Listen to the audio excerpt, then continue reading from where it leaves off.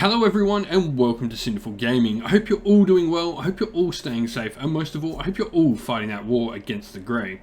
Today's video, we're going to take a look at 5 armies great for getting into Warhammer Age of Sigmar this season. That is 2022-23 Season 1 in Gallet. Now, in this season, there are a variety of different things that have changed about Warhammer Age of Sigmar and changed which armies I think are good at getting into the game right now. We're going to look at 5 really good armies that take on some key points I think that are really important when you're looking at an army that will be great to play in this current season of Warhammer Age of Sigmar. With that said, we'll look at those reasons first and then I'll talk about the 5 armies in turn. So let's get cracking on into that reasons. Let's go. And so, there are 4 key things I'm looking for in armies at the moment to get into the game with. First of all, they have super survivable Galatian veteran units. Now, this doesn't need to be necessarily toughness on their own right, but it can be the ability to keep replenishing said units. So units that can revitalize themselves really easy, bringing back models, definitely fit into this as much as something that just has a ton of wounds to chew through at a decent defensive value. Obviously, having a ton of wounds that have no save is not very good in the current edition because there is a lot of Ren kicking around, and there is also the ability to get extra damage. Now, something that I find really key and really useful in the current setting is the ability to play with units pitched battle roles. This means your ability to choose what can be battle line in your army and what is not battle line. This is incredibly important when you're trying to keep units that maybe can do the damage but are susceptible to being hit back if they have to be targeted by something like bounty hunters in the current season. So you're wanting a unit that can be chosen to be not a battle line choice and pick around with what you're doing. This is available in some armies to varying different degrees. You also want to look, in the case of those bounty hunters, at strong models with lots of different attack profiles. With the ability of bounty hunters to provide +1 damage, you're looking at units generally with mounts that can provide more damage based on the amount of attacks that model can generally generate. Lastly, good shooting options are always nice. These are a great counter in the current meta. While you might not be able to chew through something like big hordes of Galatian veterans with your decent shooting choices, you can use these to target enemy bounty hunters. I think having good shooting options in the game is really good at the moment.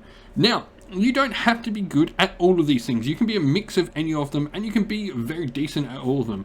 But the 5 armies I want to look at today definitely at least take most of these into consideration, or at least in different types of builds within their force that they can use to have a good time in the current meta.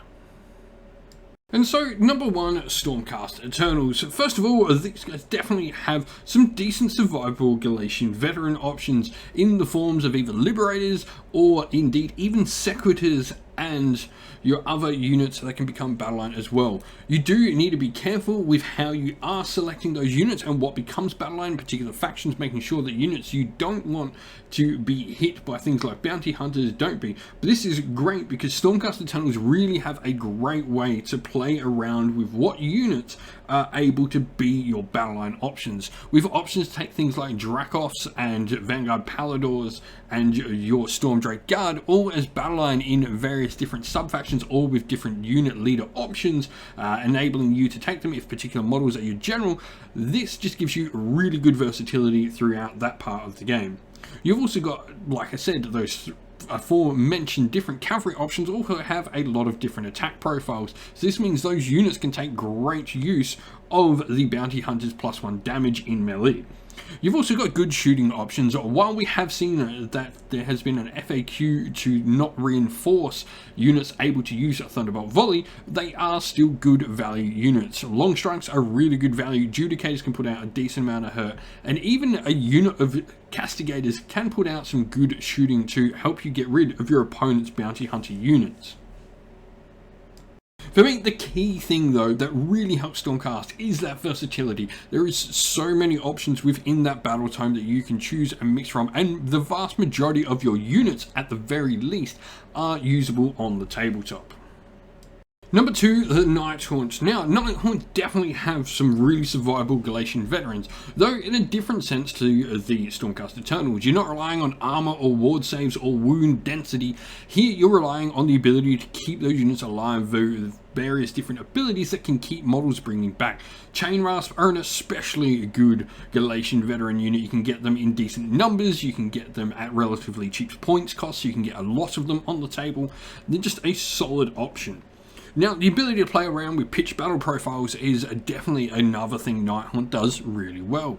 There's different sub-factions that unlock different troops, and it may actually be that you want to play in a sub-faction that doesn't actually unlock the troop you want to do. Something like this may be, particularly if you're wanting to take Banshees, you don't want to play in the sub-faction that will unlock the Dreadscythe Harridans in that faction. You instead might want them to not be a battle line option, so they won't get hit back by enemy bounty hunters, but can still be a bounty hunter unit of your own. On top of that, Nighthaunt do have some good large amount of attack models like the Dreadscythe Harridans, and they can get loads of different ways to bolster their attacks generally when they charge as well. Nighthaunt do lack shooting options, though they do have some ways to play around with your opponent. Shooting is generally where they lack, but they do have access to some of it, and they do have some mortal wound output through various avenues as well. Number 3, the Silvernets. Now, Silvernets have some decent Galatian veterans. Now, they are an interesting one in that they don't actually have survivable Galatian veterans, where I think their Galatian veterans are interesting because they have things like tree revenants that are highly mobile. Now, these units can teleport around the battlefield at will wherever they want, so they definitely have some cool Galatian veteran options, though slightly different maybe to the more survivable options we've looked at before. They definitely have the ability to play with unit pitch battlefield roles, being able to take the brand new cavalry, the bug cavalry available to them as battle line, but also Kurnoth Hunters. Kurnoth Hunters especially, I think, are a really interesting choice in that they're 5 wound infantry, meaning they can go be your battle line options, but also still be in bounty hunters and not be a Galatian veteran unit in their own right, able to deal out the damage. They have some incredibly powerful weapon profiles, and scythes and swords definitely have their pros and cons for either weapon option, and depending how you go, you can make either option the better way to go.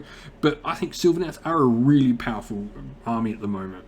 Now, you do have strong models that not necessarily got a lot of attack profiles, but do put out a decent amount of attacks each, like the aforementioned Kurnoth Hunters and the cool new Bug Riders. But you've also got good shooting options within the army as well. Though you don't have a lot of shooting, you have the ability to do some really high value shooting with either your Kurnoth Hunters with bows, which can be battle line options and not be Galatian veterans, but also with things like the new archers, the new flying cavalry archers that you have available to you, which are really cool at doing some good mortal wound output in their shooting. Number 4, the Maggotkin of Nurgle. Now, first up, they have some great Galatian veteran options. Putrid Blight Kings, I think, are a really solid option. Loads of wound density, ward saves up the wazoo, and a decent armor save to boot, and also a great hitting unit back. They will fight most other Galatian veterans and win most of the time.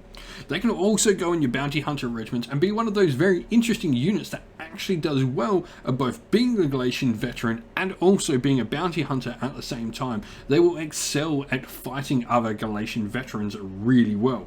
Now, you've also got the ability to muck around with pitch battle profile roles within the army as well, making different units your battle line options. Things like the Puscoil Blight Lords, the Blight Kings riding the giant bloatflies, are a really fun option to take. They can put out a decent amount of attacks, which get a lot of extra damage from being bounty hunters, and they also have other good options in there as well. Even things like your plague flies, your plague drones are another solid option with loads of different attack profiles, being able to punch out a lot more damage than you otherwise might think.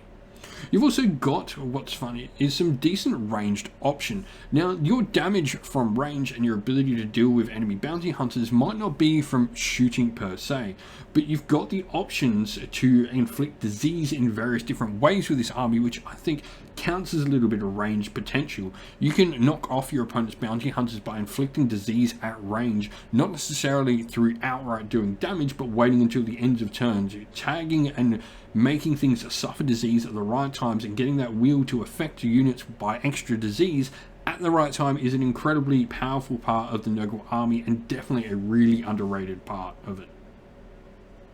And number 5, the Seraphin. Seraphin are just a really powerful army at the moment. At the moment considered maybe the top tier army in Warhammer Age of Sigmar. First of all, they do have survival Galatian veterans, and things like Saurus warriors can be pretty survivable when in a Thunder Lizards, or indeed any of the coalesced focused forces of the Seraphin. Now you've got the ability once again to play with those pitched battle roles, different versions allowing you to take different things within the army as the battlefield rolls, and this is doubly helped by the fact you've got a very wide pool of unit options available to you. You've also got strong models with multiple attack profiles, all of which are already getting multiple attacks added to them if they've got jaws, able to do some extra damage and extra hits through that, thanks to the bonuses you're generally already getting with coalesced Seraphin from the beginning. On top of that, really good shooting options, both with actual shooting itself or even with the magical potential of the army, able to do damage at range from non-actual shooting phase sources like their magic from things like Lord Croak and the Slain Mage Priest, or indeed other wizards within the Seraphin force. Seraphin just have a load of options to play around with. They can do most things in the game to a very good degree. Put decent bodies down that are hard to move. They can put decent hitters down for their bounty hunters as well. I look at things like Croxigors, which might not have seen a lot of play. Moonhammers for me are a really fun unit option to take in as a veteran bounty hunter unit to go into enemy veterans. But if you've got an army or an idea or a list or units that you think are particularly great in this new season, I'd love to hear your thoughts down in the comments below. Let us know what you think. And so that is the end of the video, everyone. Thank you all for watching. Don't forget to like and subscribe to the channel if you haven't already. Also, drop a comment below and let us know what you enjoyed about the video. If you'd like to come chat more with me and other members of our little community here at Sinful Gaming, you can do so by joining our Discord server, which is linked in the video's description. And lastly, if you'd like to help support the channel and keep us doing what we are doing and allow us to do even more cool wargaming content, you can support us on Patreon or YouTube members, both of which are linked once again in the video's description. As a special thank you to everyone, we'd like to give a shout out to our Patreons: Christian Weir, Soren, Greenskins Gaming, Kenny Lyle, Alderon Shot First, Andrew Bowen, Nathan Thing, The Rising Ape, Cure Dynamic, Anthony B, JJ Austrian, Average Wargamer, Domir, Mark Harvey, James Cader, Derek, and GRP390, and as well to our YouTube members: Greenridge Gaming, Kenton Young, Ronya, Locklorick, The Johnny 84, David Ersworth, Wolfric Nick, Broken Shelf, Adriana Edwards, Revenar, Pink Nico Fire, Robin Mankiller, and Monty's Tabletop Terrain. A special thank you to everyone who helps support the channel. You allow us to do what we do. With that said, everyone, thank you for watching. Stay safe, stay well, and most of all, keep fighting that war against the Grey. Ciao for now.